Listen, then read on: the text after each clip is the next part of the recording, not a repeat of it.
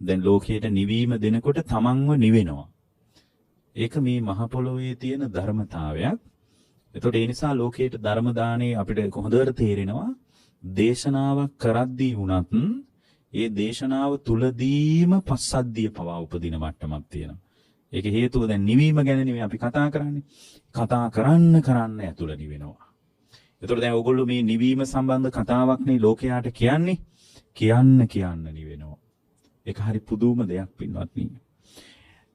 දැන් ලංකාවේ මේ අවබෝධය කරා යනවා නම්, ඒ කියන්නේ මේ සෝවාන් වෙනවා නම් මේ ජීවිතේ.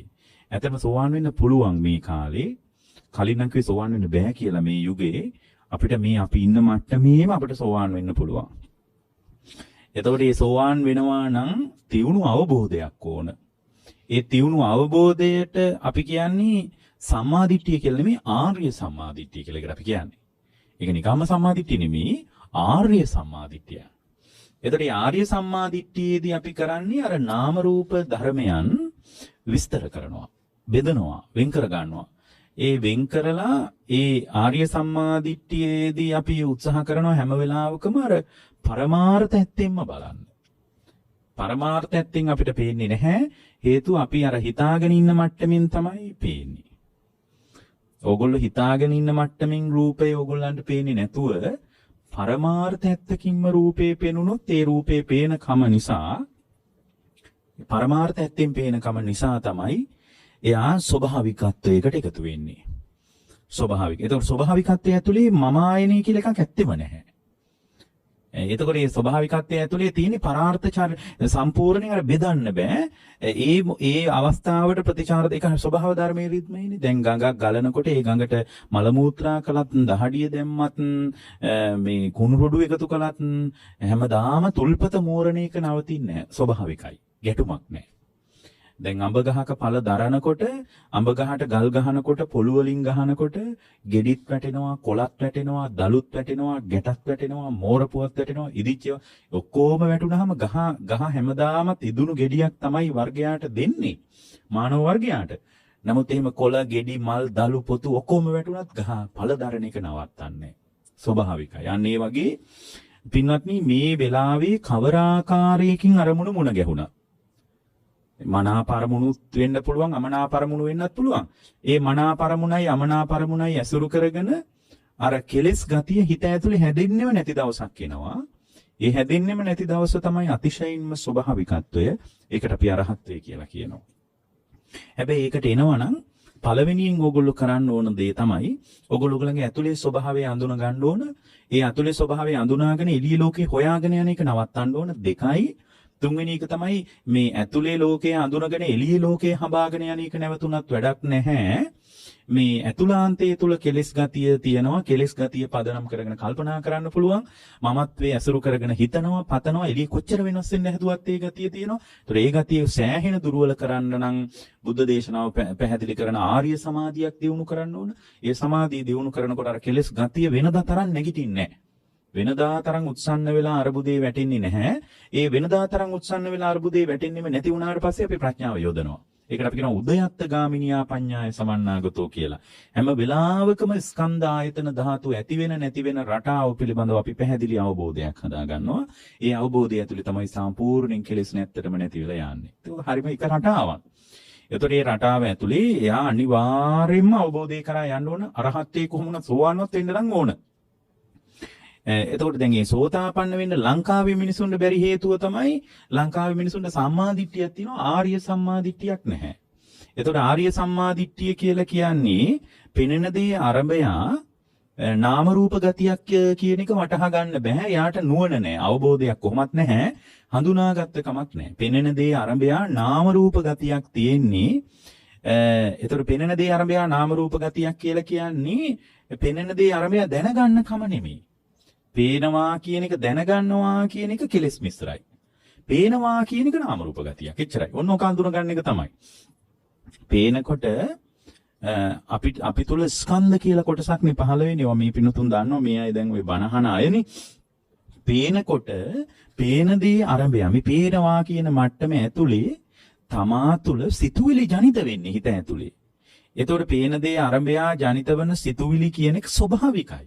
ඒක රහතන් වහන්සේටත් වෙනවා, සෝවාන් වෙච්ච කෙනාටත් වෙනවා, අන්ධ බාල පෘථග්ජනයෙකුටත් වෙනවා.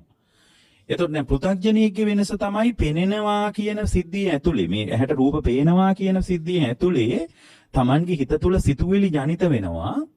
ඒ සිතුවිලි ජනිත වෙනකොට සිතුවිලි සහගතව ඕගොල්ලන් තුල අරුබුදයක් තියෙනවා, කෙලෙස් සහගතව. පෙනෙනවා කියන මට්ටම විතර නෙමෙයි, පෙනෙන දේ මම ආයනෙන් දැනගන්නවා කියන එකත් ඕගොල්ලෝ තුල ඇති වෙනවා. එතකොට තමයි සිතුවිලි උපාදානීය වෙන්නේ. සිතුවිලි උපාදානීය වෙනවා. දැන් මම ආයෙත් ඒ කතාව කියනවා. පෙනෙනවා කියන එක විපාකයක්. පෙනෙන දේ ආරම්භය සිතුවිලි ගලනවා කියන එකත් සවිඥානික සත්‍යයගේ විපාකයක්. සිතුවිලි කොහොමද ගලන්න එපාය?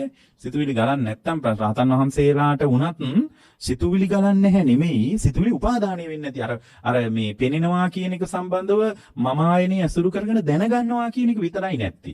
එහෙනම් මතක තියාගන්න, පෙනෙනවා කියන්නේ එකක්, දැනගන්නවා, පෙනෙන දේ දැනගන්නවා කියන එක එකක්.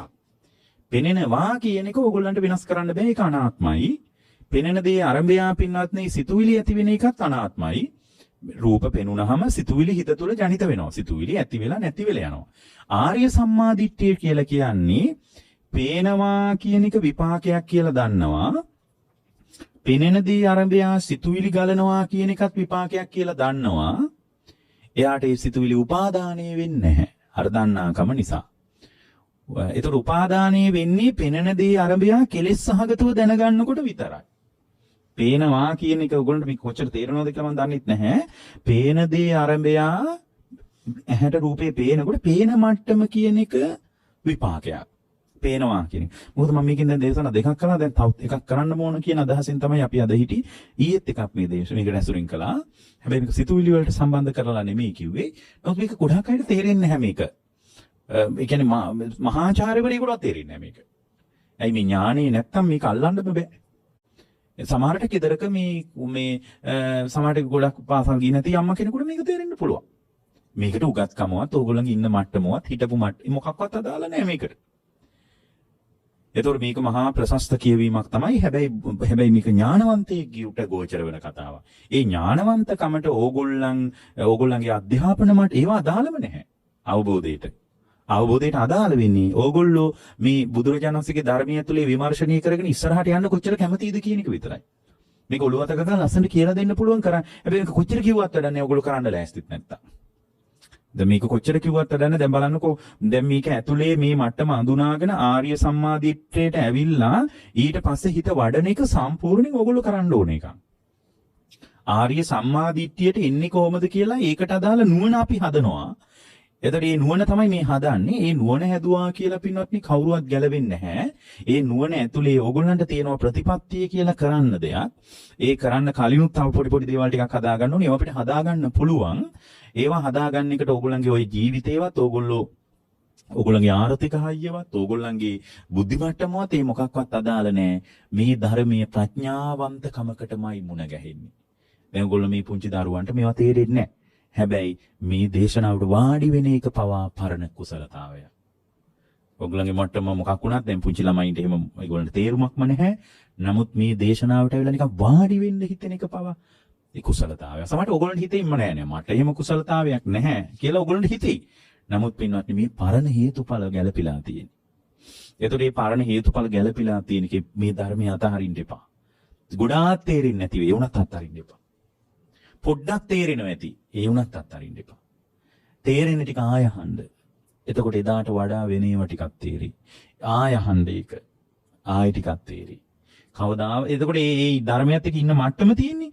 ඒ මට්ටම ඇතුළේ ඕගොල්ලෝ ලොකු දෙයක් තේරෙන්නෙත් නැහැ සමහර විට. නමුත් ඕගොල්ලන්ට මේ ධර්මයේ කෙරේ ඇති වෙච්ච කුසලතාවයට අපි කියන්නේ ආචින්න කර්මය කියලා. හුරුවක් තියෙන්නේ. ආචින්න කර්ම කියලා කියන්නේ හුරුවක් තියෙන්නේ. නිතර බහුලව කරලා හුරුවක්. ඒ හුරුව තමයි ඕගොල්ලන්ව ආය චතුරාර්ය සත්‍ය අවබෝධ කරගන්න පුළුවන් මට්ටමට හදාන්නේ. ඒ හුරුව ඇතුලේ අපි හිතමුකෝ යාට සෝවාන් තියා ධර්ම මාර්ගයටවත් එන්න බැරුව යා මැරුණා කියලා. අනිවාර්යෙන් සුගතිය යනවා. අර හුරුව තමයි ආව සුගතියට ගෙනියන්නේ. ඒ නිසා මේ ධර්ම දේශනා අහන හුරුව තියෙන්නේ.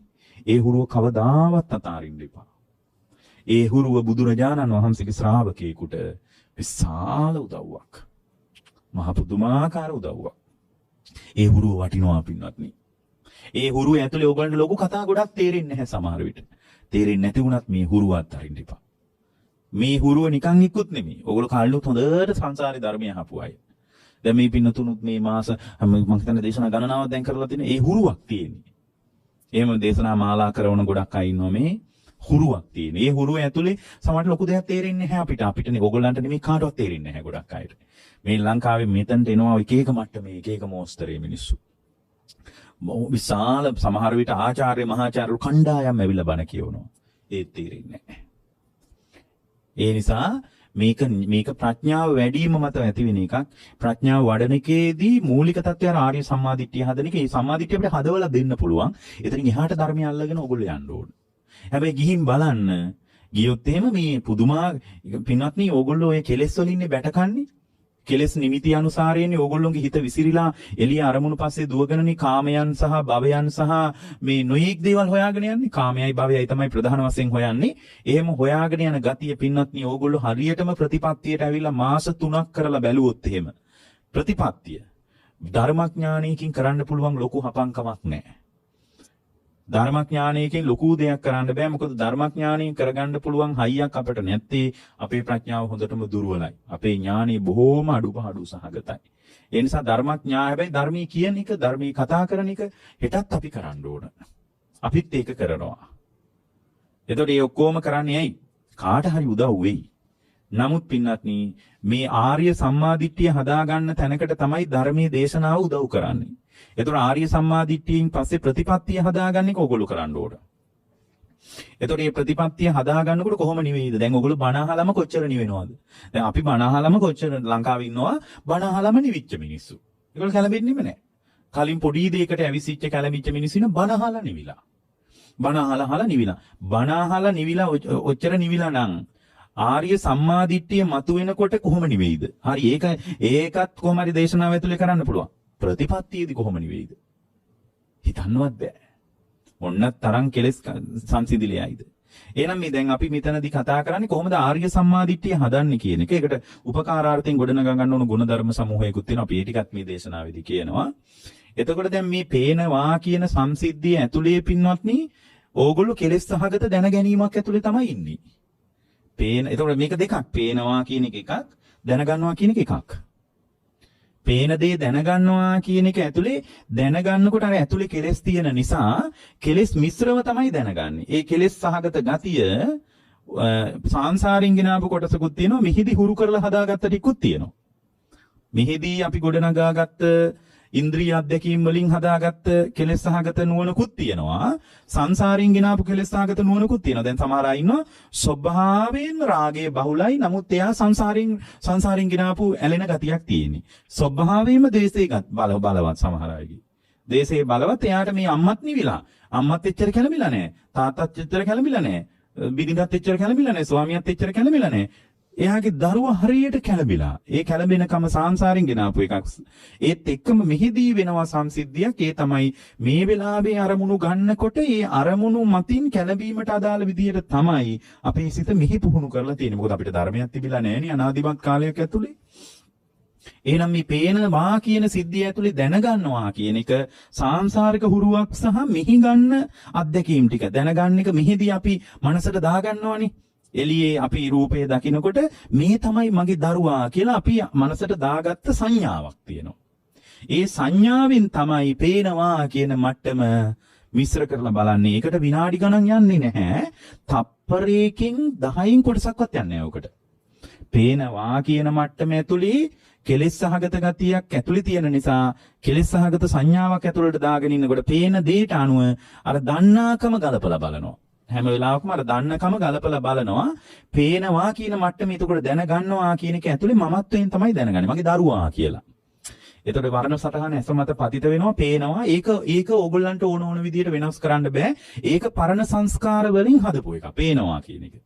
එතකොට පේන එක හැමෝටම පේනවා. ඉපදුණු ගමන් ළමයින්ටත් පේනවා. එයා බලාපොරොත්තු වෙමින් පේනවා නෙමෙයි. ඉපදුණු ගමන්ම අත දරුවෙකුටත් මේ ඇස්තරකට උඩ බලාන ඉදී පේනවා. එක එක මනාපේවත් පේනවා. මොනවා හරි පේනවා. නමුත් එයා දන්නේ නැහැ තාම මොනවද කියලා. එහෙනම් පේනවා කියන එක ඇතුලේ දැනගන්නවා කියන එක මේ ජීවන රටාව ඇතුලේ සංඥා විපල්ලාස වලට අහු වෙලා අපි ඇතුළට දාගත්ත සංඥා ටිකක් තියෙන්නේ.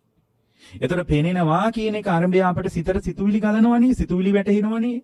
ඒ පේනවා කියන දේ ආරම්භය හිතට සිතුවිලි ගලනකොට සිතුවිලි Tamanගේ හිත තුළ ජනිත වෙනකොට ඒ සිතුවිලි වලට සාධාරණව එළිය රූප තියෙනවා කියලා ආත්ම දෘෂ්ටියෙන් නැවත රූපේ දිහා බලන කමක් තියෙනවා. පේනකොට මගේ දරුවා කියලා සිතුවිලි හිතට වැටෙනවා. ඔව් මගේ දරුවමයි ඉන්නේ කියලා හිතාගෙන තමයි එළිය රූපේ අපි බලන්නේ. ඕකට තමයි කෙලෙස් සංගත බව කියලා කියන්නේ. ditthi සහගත බව කියලා කියන්නේ.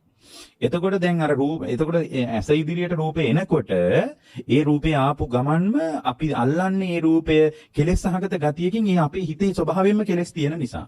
ඒ නිසායි අපි කියන්නේ මුලින්ම ඕගොල්ලන්ගේ සිත තුළ කලමනාකරණය කරගන්න සිතුවිලි ටික ඊට පස්සේ අපිට පුළුවන් සම්පූර්ණයෙන් කෙලෙස් ගතිය උදුරලා දාන්න.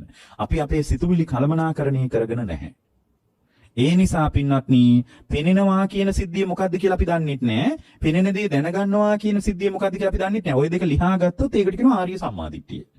හරිම ලේසි ආර්ය සම්මාදිට්ඨිය තේරුම් ගන්න. පෙනෙනවා කියන එක එකක්, දැනගන්නවා කියන එක එකක්. පෙනෙන දේම දැනගන්නවා නෙමෙයි. පෙනෙන මට්ටමෙම දැනගන්නවා නම් යථාභූත ඥානෙ තියෙනවා. පේන මට්ටමෙම දැනගන්නවා.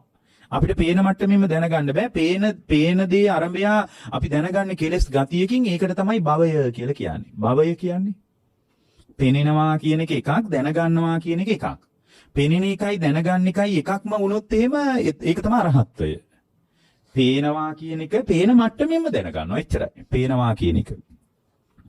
එතකොට රූපය දකිනකොට අපි පින්වත්නි සිහි වෙන දේ දැනගන්නේ. අපිට රූපය දැනගන්න බෑ. රූපය දකිනකොට සිහි වෙන්නේ මගේ දරුවා කියලා නම් මගේ දරුවමයි මේ ඉන්නේ කියලා දැනගන්නේ. මගේ දරුවමයි මේ ඉන්නේ කියලා දැනගන්නේ. නමුත් පරමාර්ථ ඇත්තේදී එහෙම ගන්න මොකක්වත් නැහැ. ඒතර පේනවා කියන එකක් රූපේ දකිනකොට අපි දැනගන්නේ රූපේ මට්ටමින් නෙමෙයි සිහි වෙන මට්ටමින්. යම් දවසක රූපේ පේනකොට රූපේ මට්ටමින්ම දැනගන්නවා නම් එතන පුද්ගල භාවයක් එන්නේ නැහැ. මම කියලා ගතියක් එන්නේ නැහැ. මගේ කියලා ගතියක් එන්නේ නැහැ. ඇයි පේන රූපේ මට්ටමින්මයි දැනගෙන තියෙන්නේ. අතිශය ස්වභාවිකයි. අතිශය ස්වභාවිකයි. ඔන්න ඕක මේ කතාව ලියා ගන්න එකට තමයි අපි කියන්නේ ආර්ය සම්මාදිට්ඨිය කියලා. ඔන්න ඔච්චරයි ආර්ය සම්මාදිට්ඨිය. එතකොට දැන් පේනව දැන් ඕගොල්ලෝ මම මේ කියන කතාවමයි මම මේ ආය කියන්නේ. මේක හොඳටම ඔළුවට දාගත්තොත් ඕගොල්ලෝ ඊළඟට තියෙන ප්‍රතිපත්තිය හදන්න විතරයි. අවබෝධය පිටස ප්‍රතිපත්තිය හදන්න විතරයි. නමුත් අපිට වෙලා තියෙන්නේ අපි උගත්කම් බුද්ධිමත්කම් අපේ ආර්ථිකය අපි ගොඩනගාගත් මේ මොනවා කරගෙන හිටියත් පින්වත්නි අපි හැම වෙලාවකම රූපය දකිනකොට ශබ්දය ඇහෙනකොට අපිට ඇහෙන මට්ටමින් පේන මට්ටමින් දැනගන්න බෑ පින්වත්නි. අපි දැනගන්නේ හිතලුවක් විදියට පුද්ගල භාවයකින්. පුද්ගල භාවයකින්. එහෙනම් මේකදී වචන තුනක් අපි ලියා ගන්න ඕන. පෙනෙනවා කියන එකක් දැනගන්නවා කියන එක එකක්. ඔන්නක තමයි මූලික தত্ত্বය. ඊළඟට පෙනෙනකොට පින්වත්නි රූපය දකිනකොට අපි රූපේ මට්ටමින් දන්නේ නැහැ. සිහිවන මට්ටමින් තමයි අපි දන්නේ. එතකොට රූපේ මට්ටමින් පේන එක තමයි නිකලස්කම. රූපේ සිහිවෙන මට්ටමින් පේන එක තමයි කෙලෙස් සහගතකම. රූපේ මට්ටමින්ම පේනවා නම් අපිට පේන්නේ නාම රූප ටිකක් විතරයි. මෙතන මේ හුදු නාම රූප ධර්ම ටිකක් ඇති වෙලා නැති වෙලා යනවා විතරයි. රූපේ මට්ටමින්ම පේනවා නම්. එතකොට ඒකේ අර පුද්ගල භාවයෙන් සත්‍යයක් පුද්ගලයක ආත්මයක් කියලා තෙත් වෙන මේ අවිද්‍යාව සහගත, තණ්හා සහගත, උපාදාන සහගත අය අලුතින් වැඩ කරන්න යාට ඕනේ නැහැ. ඇයි පේන මට්ටමින්මයි ආඳුනගෙන තියෙන්නේ. අපිට ඒක බෑ. ඇයි අපි කාරණා තුනකින් අමාරු වෙట్లా තියෙනවා. සංඥා විපල්ලාස වලටත් අහුවෙලා සංඥාවකත් මුලාවක අපි ඉන්නේ. දිට්ඨි විපල්ලාස වලටත් අහුවෙලා අපේ දෘෂ්ටියත් මුලාවක තියෙන්නේ. අපේ අභ්‍යන්තර සිත දෘෂ්ටිගතව මුලාවක තියෙන්නේ. අනාත්ම ලෝකයක් ආත්ම වශයෙන්ම පිළි අරගෙන ඔයගොල්ලෝ ඒ වාඩි වෙලා ඉන්නේ. ගිහිද පැවිදිද කියලා එහෙම අදාළ නැහැ පින්වත්නි. අනාත්ම ලෝකයක් මගේ වසඟේ පවත්වන්න බැරි ලෝකයක් මගේ වසඟේ පවත්වන්න පුළුවන්ම කියලා හිතාගෙන ඔයගොල්ලෝ ඒ දැනුත් වාඩි වෙලා ඉන්නේ. නෑ ඔය හාමුදුරුවෝ මොනවා කිව්වත් පුළුවන් කියලාම එළියේ ලෝකෙට ගිහින් බලද්දි පේනවා. ඇයි අර අපි ඥානිය වඩලා නැහනේ. අර අපි ඉස්සලා කිව්වේ ප්‍රතිපත්තිය මට හදලා දෙන්න බෑ කියලා මං කිව්වේ. ආර්ය සම්මාදිට්ඨිය නම් කොහොම හරි පින්වත්නි ගලපලා දෙන්නම්. හැබැයි ප්‍රතිපත්තිය හදන්න බෑ කියලා කිව්වේ ඒකනේ. ප්‍රතිපත්තිය හිත පුහුණු කරගෙන යනකොට තමයි අනික මේක තේරෙන්නේ නැහැ හිත පුහුණු කරන්නේ නැත්තම්. ඒ කියන්නේ හැබැයි මේ කියන කතාවේ ඔයගොල්ලෝ වචනයක් දෙකක් හරි තේරෙන්නේ නැති. ඒ හොඳට මැටි ටික අල්ලගන්න. සමහරට මේ දේශනාවම අහගෙන ඉඳලා ඕගොල්ලෝ වචන දෙකක් තුනක් විතරයි තේරෙන්නේ නැත්තේ. ඒත් ඇති පින්වත්නි. ඒත් හොඳට ඕම ඇති. එතකොට මේ සම්පූර්ණ දේශනාව තේරුම් ගන්න ඕනත් නැහැ, තේරුම් ගන්නත් බෑ ඇත්තටම. එතකොට මේ අපි ඔයගොල්ලන්ට කියන්නේ තේරුම් ගන්න පුළුවන් ටිකක් විතරයි ඇත්තටම. එතකොට මේක ඇතුලේ වඩාගෙන යනකොට එන අත්දැකීම් සම්පූර්ණයෙන් හිත පුහුණු කරගෙන ඉස්සරහට යනකොට දැනෙන අත්දැකීම් ඒව වචන වලට පෙරලන්නත් බෑ. අපි මේ අනුමානෙට අහගත්ත කතාවක් සහ අනුමානෙට කියන කතාවක් තියෙන්නේ. හැබැයි මේ කියාගෙන යනකොට මේ කතාව ඒ විදියමයි. පොඩි වෙනස්කම් තියෙන්න පුළුවන්. ප්‍රතිපත්තියේදී පුංචි වෙනස්කම් ඕගොල්ලන්ට හම්බ වෙයි. නමුත් ලොකු වෙනස්කම් ප්‍රතිපත්තියේ නෑ. ඒ නිසා මේ එක වචනයක් දෙකක් අහුණත් හොඳට අවබෝධ කරගන්න ආර්ය සම්මාදිට්ඨියම හදන්න. එළිය වැඩ කළා වෙනුවට ආර්ය සම්මාදිට්ඨියම හදන්න. ඒතර ආර්ය සම්මාදිට්ඨියේදී කාරණා තුනක් විතර සංවේදී වෙන්න ඕන. මොකද්ද? රූපේ දකින්නකොට දකින්න මට්ටමින් අපිට පේන්නේ, අපිට සිහි වෙන මට්ටමින් පේන්නේ. එතකොට සිහි වෙන මට්ටම මොකද්ද? කෙලෙස් ගතියකින් මම කියන ගතිය ඇතුලේ තමයි මට සිහි වෙන්නේ. මගේ දරුවා, මගේ බිරිඳ, මගේ අම්මා, මගේ තාත්තා, මගේ ගෙදර, මගේ ඉඩම, මගේ කුඹුර, මගේ රත්තරන් බඩු, මගේ කියන මම ආයනේ ඇතුලේමයි අපි ලෝකේ කියවගෙන තියෙන්නේ. ඒ මට්ටමින්මයි පේන්නේ. මගේ ගෙදර කියලා එකක් ලෝකේ නෑ ඇත්තටම. මගේ ගෙදර කියලා එකක් නෑ. මම මගේ ගෙදර කියලා හිතාගෙන ඉන්නවා. ඊට පස්සේ ඒ ගෙදර කැඩෙනකොට, ඒ ගෙදර paludu වෙනකොට, ඒ ගෙදර බින්දෙනකොට මට දුක ගලනවා. අර අස්වාභාවිකත්වයක් ඇතුලේ විතරයි දුක ගලන්නේ. ඇත්තටම මේ ලෝකයේ ස්වභාවික වුණාට පස්සේ දුක ගලන්නෙත් නෑ. හැමදාම අලුත්. අර මං කිව්වේ අඹ ගහකට ගල් ගැහුවා කියලා අඹ ගහේ පළ දරන එක කවදාවත් නවත්තන්නේ. මේ පළ දරලා අපිටමනේ මේ පළවල ප්‍රයෝජනෙ තියෙන්නේ. ගඟ ගලන්නේ මේ සත්‍යාගී ප්‍රයෝජනෙ පිණිස මිසක් ගඟට වතුර වලින් ප්‍රයෝජනයක් නෑනේ. ඉරහඳ පායන්නේ මානව වර්ගයාගේ යහපත පිණිස මිසක් සමුළු මහත් සත්ව ප්‍රජාවේ යහපත පිණිස මිසක් ඉරේ ආලෝකේ ඉරට වැඩක් නෑනේ. එහෙනම් මේ ස්වභාව ධර්මයේ රිද්මය බුද්ධ ශාසනයේම කතාව. ඒකයි අපි හැමදාම කියන්නේ බුද්ධ ශාසනයේ හැමදාමත් පින්වත්නි ඕගොල්ලෝ ස්වභාවිකවම කරනවා.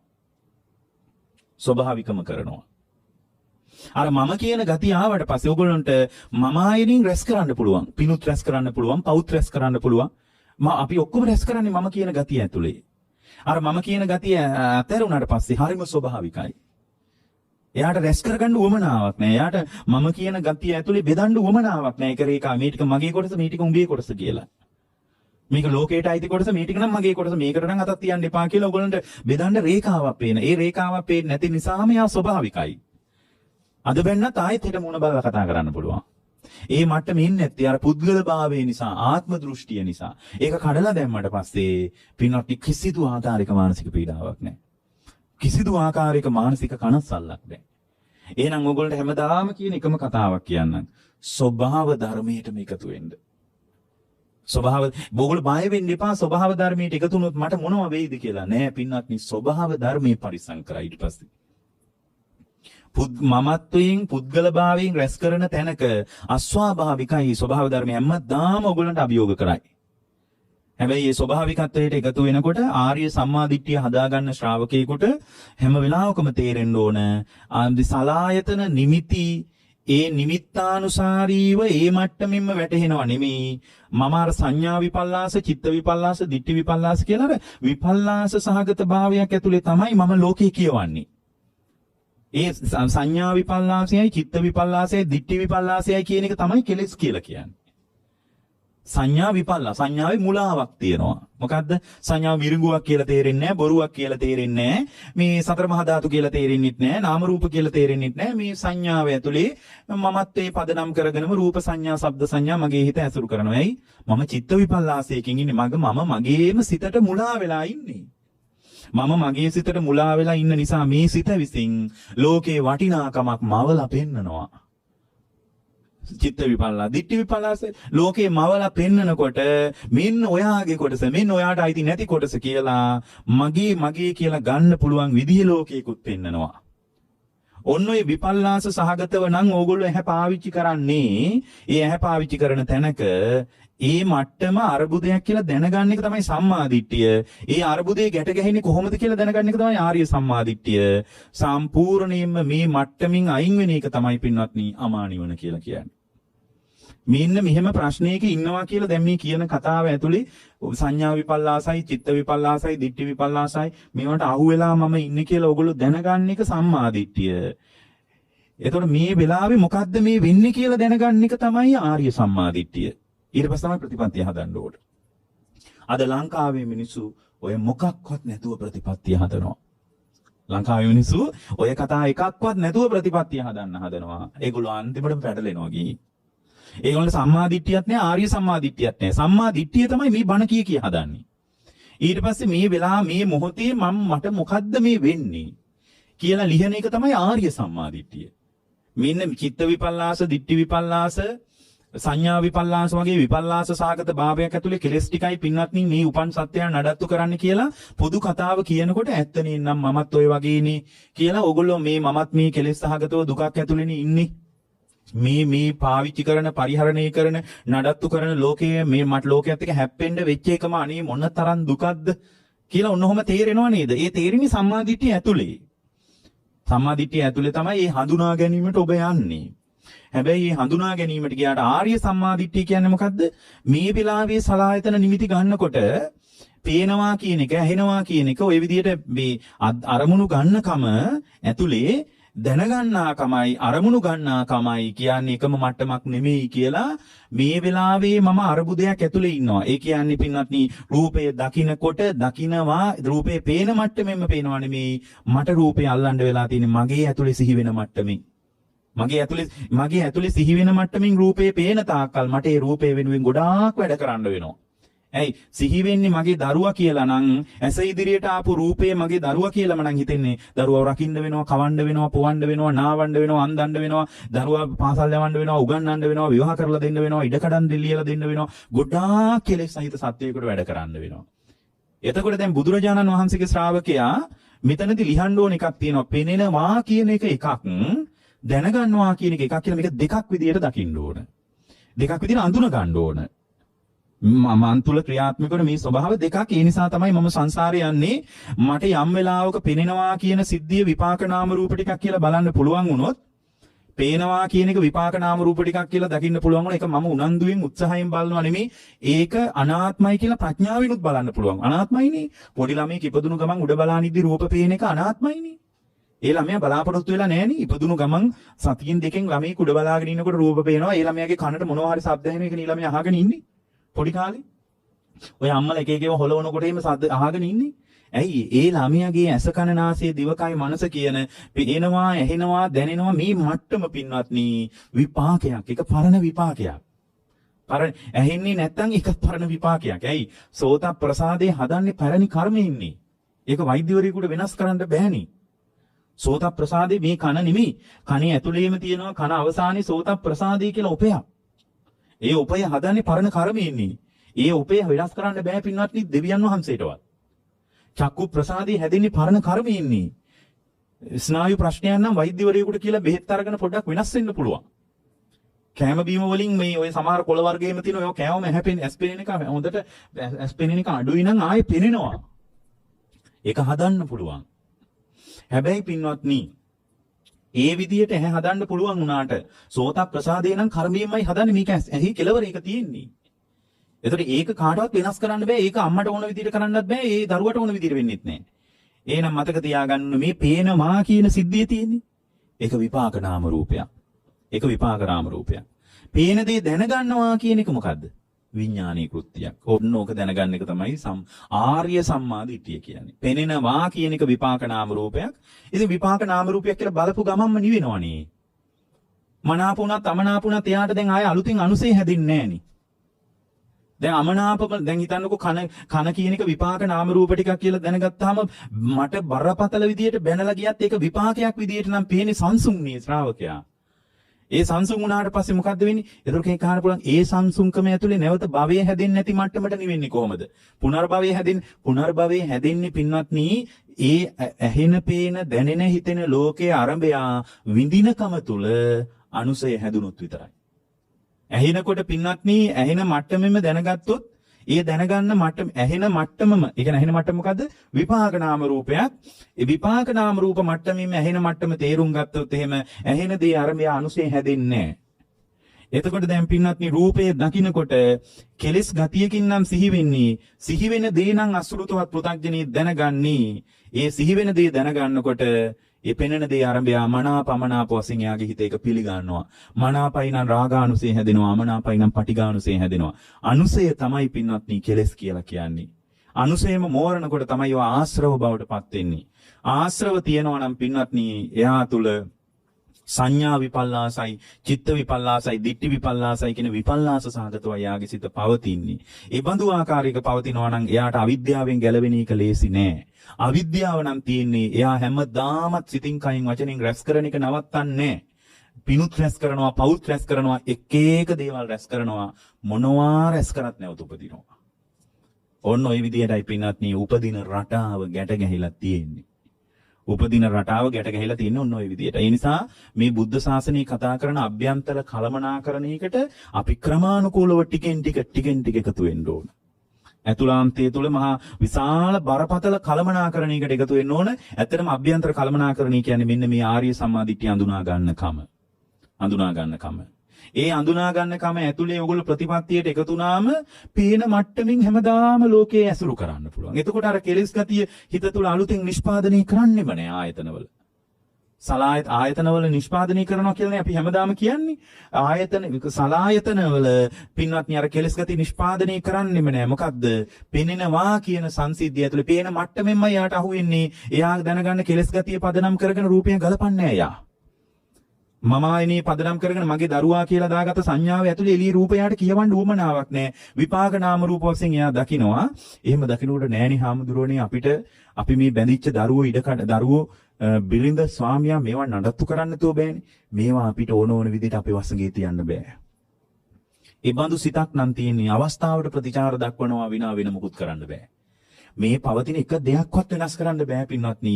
ඇයි මම කිව්වනේ පින්වත්නි විපාක නාම රූප හැසිරෙන්නේ කියලා. මන් තුල විතරක් නෙමෙයි ඔයාලා තුලත් එහෙමයි. ඔයාලගේ දරුවෝ තුලත් එයාලගෙන ආපු විපාක නාම රූප හැසිරෙන්නේ.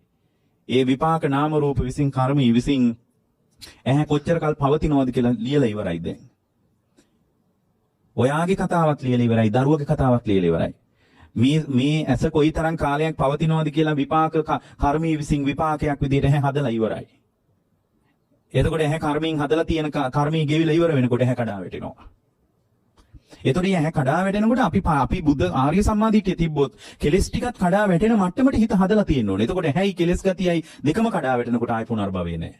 දැන් අපි අර පරණ කර්මයෙන් හැදිච්ච ඇහැ කඩා වැටෙනකොට කෙලස් ගතිය සම්බන්ධ විඥානස්කන්ධය තියෙනවා අපිට. ඒ නිසා ඒ කෙලස් ගතිය විසින් ඒ විඥානේ නැවත කොහේ හරි උපතක් කරන අරගෙන යනවා. ඇහැ කඩා වැටෙනකොට තාත්තට පරිස්සම් කරන්න බෑ. එයාගේ හැවත් එයාට පරිස්සම් කරගන්න බෑ. මොකද එයාගේ හැත් එයා මොන විදියට වැඩ කළත්, එයා මොන විදියට කටයුතු කළත් එයාගේ හැත් එයාගේ පැරණි කර්මයේ විසින් හදපු එකක්. එතකොට මේ පැරණි කර්මයේ විසින් ඇහි පැවැත්ම, ඇහි කාලය කොයිතරම් කාලයක් පවතිනවද කියලා ඇහැ පිළිබඳ තක්සේරුව පරණ කර්මයෙන් හදලා ඉවරයි. මේ පරණ කර්මයෙන් තක්සේරු කරපු කතාවක් ඇතුලේ අපි ඉන්නේ. පරණ කර්මයෙන් මේක තක්සේරු කරලා ඉවරයි. කොච්චර කාල පවතිනවද මේකට සම්පූර්ණයෙන් පින්වත්නි ප්‍රමිතිය කර්මයෙන් හදලා ඉවරයි. මේකට ආය අලුත් ප්‍රමිති වාර්තා හරියන්නේ නැහැ. බෙහෙත් වලින් එක කරන්නත් බෑ. මේක ඊටාම ස්වභාවික දෙයක්. මේ ස්වභාවික දේ ඕගොල්ලෝ හොඳට තේරුම් ගන්න. තේරුම් ගත්තට පස්සේ ඕගොල්ලන්ට ලෝකේම අතහැරුණත් පින්වත්නි අත් දෙක බැඳගෙන ඉන්න පුළුවන් මට්ටමේ බොහෝම මිදුණු නිදහස් වුණු සිතක් හැදෙයි. එතකොට ඒ සිතට තමයි අපි ඒ සිත තුල කිසිදු ආකාරයක කැළඹිලි නැහැ. ලෝකේම කඩා වැටුණත් ඕගොල්ලන්ට මේ බණ අහලා මිසක් නැගිටින්න හිතෙන්නේ නැති මට්ටමට හිත හැදෙයි. මොකද මේ ඕගොල්ලන්ගේ ජීවිත කතාවේ ප්‍රමිතිගත වීම ඕගොල්ලන්ගේ මේ නාම රූප ධර්මයන්ගේ පැවැත්ම තහවුරු කරලා තියෙන පැරණි කර්මයේ විසින්. එතකොට ඒක අපිට ලොකුවට වෙනස් කරන්න බෑ. ඕගොල්ලෝ නෑ අපිට මොනවා වුණත් කමන්නේ අපි දරුවා ගැන බලන්න ඕන කියලා හිතුණට දරුවාගේ පැරණි කර්ම විපාකයේ විසින් ඒ නාම රූප ටික හදලා ඉවරයි. ඕගොල්ලෝ පින්වත්නි අර ගමේ කතාවට කියන්නේ ඇහි තියාගෙන පරිස්සම් කළත් ඒක රකින්න බෑ. කාටවත් රකින්න බෑ. නමුත් ඕගොල්ලෝ අවස්ථාවට මේ වෙලාවේ පැවැත්ම පිණිස කැම බීම අදාළ මේ පත්‍ය පහසුකම් ටික අපි සපේ ගන්න ඕන. ඒ සපේ ගන්න එක ඇතුලේ මේ යථාර්ථය අවබෝධ කරගෙන වාසය කිරීම විනා අපට වෙන මොකුත් කරන්න නෑ පින්වත්නි. මේ ජීවිතය ඇතුලේ මොකුත්ම කරන්න නෑ. ඒ නිසා මෙන්න මේ මට්ටම අඳුනාගෙන හිටියොත් ඕගොල්ලන්ට අර කර්මයෙන් හදපු ඇහැ කඩා වැටෙනකොටම ඒ ඇස ආරම්භයා පින්වත්නි කෙලෙස් සහගත දැන ගැනීමකටත් යන්නේ නැතුව ඉන්න පුළුවන් මට්ටමට ඕගොල්ලෝගේ ප්‍රඥාව දියුණු කරලා නම් ඒ දියුණු කරපු ප්‍රඥාව ඇතුලේ ඇහැ කඩා වැටෙනකොට පින්වත්නි නැවත ඒ විඥානයේ ප්‍රතිසන්දියක් කරා යන්නේ නැතුව සම්පූර්ණයෙන් පිරිනිවි යනවා. එතන තමයි අපි එකතු වෙන්න ඕනේ. එතනට එකතු වෙන්න අපිට කිසිම බාධාවක් නැහැ. ඒකට අපි හදාගන්න ඕන මූලික ගුණධර්ම කීපයක් තියෙනවා. 7ක් විතර තියෙනවා. පළවෙනි එක තමයි පින්වත්නි ධම්මඤ්ඤූ කියලා කියන්නේ. ධම්මඤ්ඤූ කියලා කියන්නේ පින්වත්නි මේ කතාව හොඳට දැනගන්නවා. මේ කියපු කතාව හොඳට දැනගන්නවා. මොකද්ද දැනගන්නේ? පෙනෙනවා කියන එක විපාක නාම රූප ටිකක්. පෙනෙන දේ අරඹයා දැනගන්නවා කියන එක විඥානීය කෘත්‍යයක්. නාම රූප කෘත්‍යයයි විඥාන කෘත්‍යයයි පැහැදිලිව දැනගන්නවා. ඒකට අපි කියනවා මොකද්ද? ධම්මඤ්ඤූච කියලා. විපාක නාම රූප ටිකක් තමයි පෙනෙනවා කියන එක. ඒ පෙනෙන දේ අරඹයා කෙලෙස් සහගතව දැනගන්නවා කියන එක විඥානීය කෘත්‍යයක්. විඥානීය කෘත්‍යයක්. නාම රූපච්ඡය විඥානං නම් ආය භවය. නාම රූප ටික කියලා කියන්නේ විපාකයක්. පෙනෙනවා කියන එක විපාකයක්. පෙනෙන දේ දැනගන්නවා කියන එක විඥානීය කෘත්‍යයක්. ඒතර පෙනෙන දේ දැනගත්තාම මොකද්ද වෙන්නේ? පෙනෙන දේ දැනගත්තාට පස්සේ පින්වත්නි පෙනෙනවා කියන එක වර්ණ සටහන විතරයි. ඒතකොට පෙනෙන දේ දැනගන්නත් පුළුවන් නම් ඒ දැනගන්න එක සම්බන්ධව ඕගොල්ලන්ට තියෙන මොකද්ද? හිතන්න පුළුවන්කමක්, කියන්න පුළුවන්කමක්, කරන්න පුළුවන්කමක් වෙනවා. අන්න එතන තමයි පින්වත්නි අනාගත භවයට අදාළ කර්ම සංස්කාර රැස් වෙන්නේ. නාම රූප පත්‍ය විඥානං නම් අනිවාර්යෙන් කර්ම රැස් වෙනවා. සම්පූර්ණයෙන් පේනවා කියන එක විපාක නාම රූපයක් කියලා ස්වභාවික හුරුවක් හිත තුල හදාගෙන නම් ඒක හිත තුල පිහිටලා නිකන් ඇලවිලා ස්ථාවර වෙලා නම් පින්වත්නි පේන මට්ටමින්ම අහු වෙනවා. එතකොට කර්ම රැස් වෙන්නේ නැහැ. පේනවා කියන එක විපාක නාම රූපයක්, පේන දේ දැනගන්නවා කියන එක විඥානීය කෘත්‍යයක්. පේන දේ දැනගන්නකොට හිතනකම, කියනකම, කරනකම ඇතුලේ තමයි පින්වත්නි අනාගත භවයට අදාළ කර්ම සංස්කාර රැස් වෙන්නේ. ඒක නනුව ආයෙත් නාම රූප හැදෙනවා. ඒව හැදුවේ ඕගොල්ලෝ කියන කරන හිතනකමට අනුව. කවුරුත් හදපු එකක් නෙමෙයි. ඕගොල්ලෝ හිතන විදියට අනුව එහෙනම් මේ වෙලාවේ හිතන ගැන හරි පරිස්සම් වෙන්න. මේ වෙලාවේ කතා කරන ඒවා ගැන හරි පරිස්සම් වෙන්න. මේ වෙලාවේ වැඩ කරන ඒවා ගැන පරිස්සම් වෙන්න. ඇයි? අනාගත විපාක නාම රූප විදියට ඕගොල්ලෝ ඔය ඉන්න මට්ටමේ ඇතුලේ විතරයි අනාගත නාම රූප විදියට ඕගොල්ලන්ට ලෝකේ හම්බ වෙන්නේ. ඒකයි බුදුරජාණන් වහන්සේ වදාළේ මහණෙනි සම්පජානකාරී භාවයේ නැතුව කට අරින්න එපා කියලා. පිරිසත් එක්ක ඉද්දි මහණෙනි පුළුවන් තරම් සංවේදීව ඉන්න කියලා. හුදේකලාවේ ඉද්දි මහණෙනි පුළුවන් තරම් සිතුවිලි ගැන පරිස්සමින් ඉන්න කියලා බුදුරජාණන් වහන්සේගේ බුද්ධ දේශනාව ඇසුරින් හැමදාම කියන්නේ ඒකයි. හේතුව ඕගොල්ලෝ හිතන විදියට අනුව, ඕගොල්ලෝ කියන විදියට අනුව, ඕගොල්ලෝ වැඩ කරන විදියට අනුව අනාගතයේ ඕගොල්ලන්ගේ ජීවිතේ තීරණය වෙනවා. පාලකයන්ට අනුව තීරණය වෙන්නේ නැහැ. අම්මා තාත්තට අනුව තීරණය වෙන්නේ නැහැ. අපිට ඕන විදියට තීරණය වෙන්නේ නැහැ. අපිට ඕන විදියට තීරණය වෙනවා නම් අපි මීට වඩා සුන්දර ලෝකයක් නේ බලාපොරොත්තු වෙන්නේ. කොහොම අපිට එහෙම ලෝකයක්? එහෙම ලෝකයක් අපිට මුණ ගැහින්නේ නැහැ පින්වත්නි. එහෙනම් එකෙන් එක දෙයක් තේරුම් ගන්න. මේ වෙලාවේ හිතනකම, කියනකම, කරනකම කියලා කියන්නේ අනාගත ඕගොල්ලන්ගේ ජීවිතේම නිර්මාණය කරගන්නා කමයි.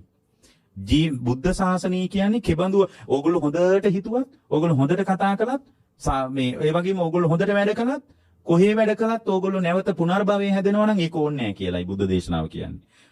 සුගතිය ගියත් වැඩක් නැහැ. ආයෙත් මේ සුන්දර ධර්මයත් අතහැරිලා ඒ කුසල විපාකයක් අනිත්‍ය වෙලා යනකොට ආයෙත් ඕගොල්ලෝ අමාරු වැටෙනවා. එහෙනම් මේ භවයේ හොඳ තැන් හොයන්න එපා. මේක අවබෝධ කරගෙන නිවිල යන්න.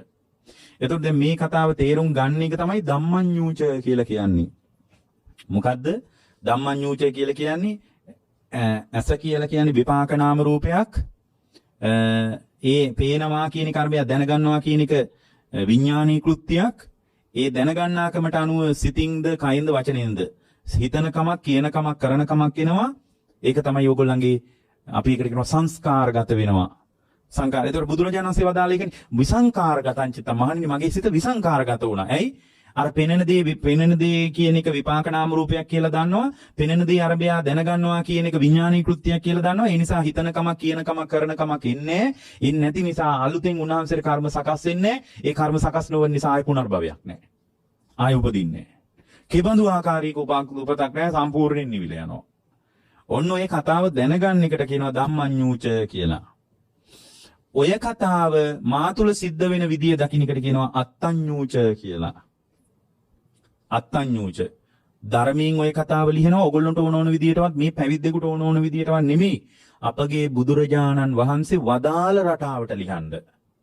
උන්වහන්සේ වදාළ ක්‍රමයට විමසන්න. වදාළ ක්‍රමයට ලිහලා බැලුවොත් ඕගොල්ලන්ට අවබෝධයමයි එන්නේ පින්වත්නි, වෙන මොකක්වත් නෙමෙයි.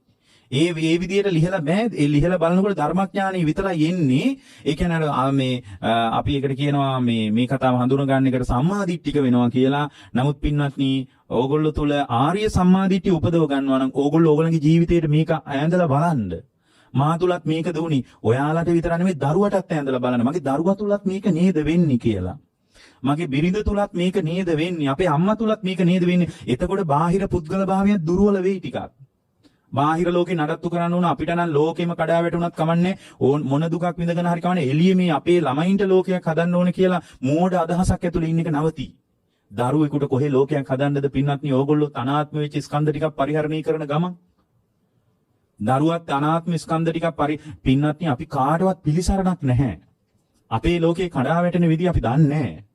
මොන විදියට කඩා වැටෙයිද බිඳ වැටෙයිද අපිට තේරුම් ගන්නවත් බෑ පින්වත්නි මේ යන ලෝකය. පුළුවන් නම් ගැලවිලා යන්න බලන්න. මොන කරුමයක්ද පින්වත්නි මේ ජීවිතේ? හැමදාම ආස්වාදයේ හොයාගෙන දුවනකොට ආස්වාදයේ කිලෝමීටර් ගාණක් දුරින්නේ මේ හිත පෙන්වන්නේ. ඒ කිලෝමීටර් ගානම වේගින් නොනවත්වා දුවගෙන යනකොට පින්වත්නි, ඈතින් මිරිඟුවක් වගේ ඈතින් ආස්වාදයේ පෙන්නනවනේ. මැරෙනකන් ඔය දිවිල්ල එහෙමමයි පින්වත්නි. මැරෙනකන් ඔය විදියට දුවන්න වෙනවා. මේ වෙලාවේ රැස් කරන්න එපා ඕනෑවට වඩා. පුළුවන් නම් ගැලවිලා යන්න බලන්න. මේ කතාව ආයේ වැඩි කල් ඇහෙන්නෙත් නැහැ. පුළුවන් නම් ගැලවිලා යන්න බලන්න. මෙහි දුකට වඩා වෙන මොකුත් නැහැ පින්වත්නි. හැම තැනම තියෙන බලන තැන තියෙන දුක. දුකින්ම පිරුණු ලෝකයක් ඇතුලේ පින්වත්නි ආස්වාදයක් හොයන්න එපා. ඒක තරම් මෝඩකමක් නෑ. හැම තැනම දුක නම් තියෙන්නේ. බැඳුණු තැන දුක නම් තියෙන්නේ. රැස් කරනවා කියන එක ඇතුලේ දුක නම් තියෙන්නේ පින්වත්නි. රැස් කරන එක කරන්න එපා. පින උනත් පරිස්සමට රැස් කරන්න. පින කියන එක නරක දෙයක් නෙවෙයි. පින හොඳයි. භවයේ හුඟක් සුඛදායක කරනවා පින. හැබැයි පින්වත්නි රැස් කිරීම ගැන පොඩ්ඩක් පරිස්සම් වෙන්න. මම මේ පිනට එහෙම ගරහනවා නෙමෙයි. මොකද සමහර පැවිදි අයම අපිට දොස් කියන ඕවට. පින ඕගොල්ලෝ කරන්න පන්සල් හදනවා ඔය මේ ඔක්කොම කරගෙන යන්න. පින උපදින සත්‍යයකට උදව්වා. එච්චරයි. ආයේ උපදින සත්‍යයකට පින කියන එක උදව්වා.